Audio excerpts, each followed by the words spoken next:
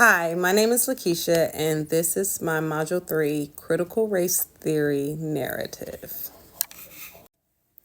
So, the racial identity development theory has helped me to recognize the stages and experiences that have shaped my sense of self as it relates to race. It kind of like brought it all together for me, I guess you can say. So I feel like I have been aware of my race for as far back as I can remember. But the thing that I didn't always realize was that being black would influence how the opportunities that I would receive or how I would interact with people and how those same people might interact with me.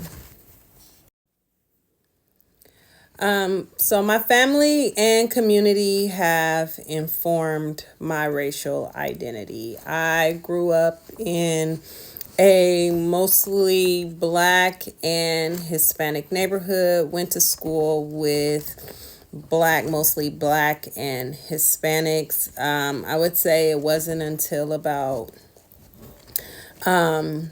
middle school, high school that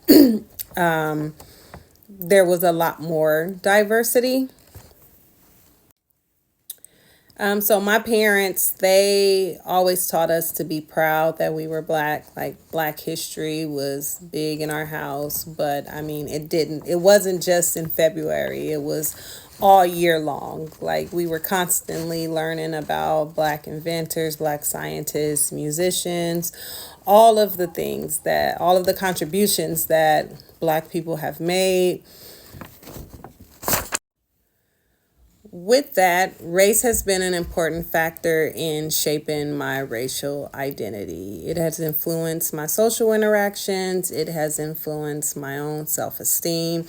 Coming from a very supportive background, like I can say within my own race, like I have been proud and had high self-esteem regarding my race.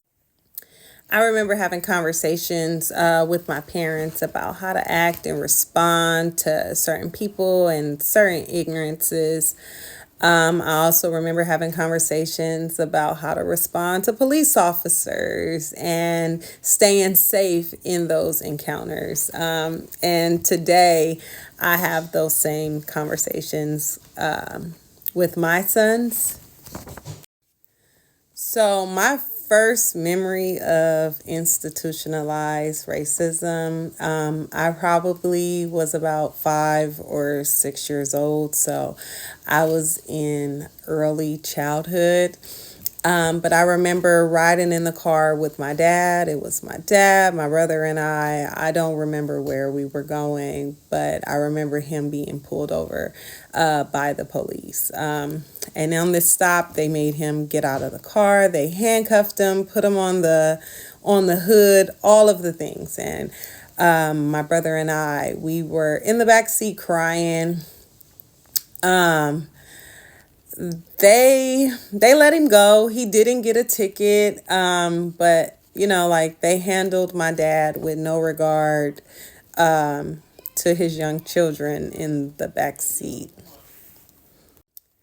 That incident shaped how I view and interact with the police to this day.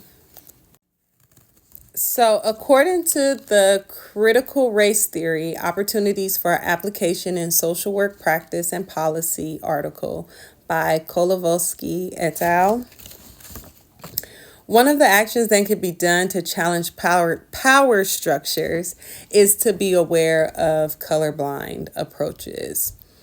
So this means that we ask, as social workers, we would ask clients how they feel about working with social workers of a different race. This also means not applying neutral approaches to their experiences. So with that, like, we should not ignore the cultural experiences of each individual and family. Thinking back, I would probably still respond the way I responded in the incident that I discussed above. I just remember being scared, and I would still be scared in that situation. Thank you for your time. Have a great evening.